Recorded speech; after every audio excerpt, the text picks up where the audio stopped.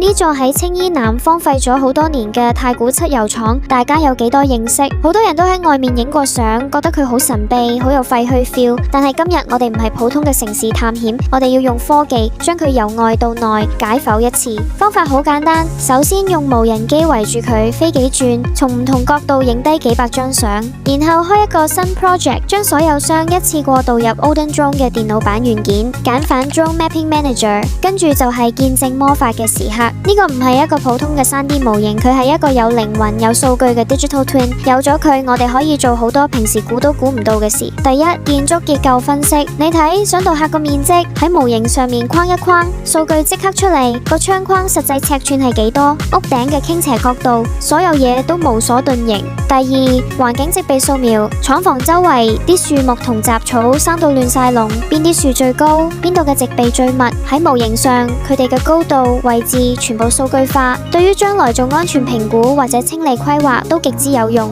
第三，空間透視。例如果我喺呢個角落頭裝一個閉路電視，佢嘅視野範圍可以覆蓋到邊度？邊啲位會變成盲點？透過模型模擬，一清二楚。我哋甚至可以模擬出一個人喺建築內部嘅可視範圍。呢啲數據無論係將來做活化保育，定係俾電影團隊嚟呢度拍戲取景，都係超乎想象咁寶貴嘅第一手資料。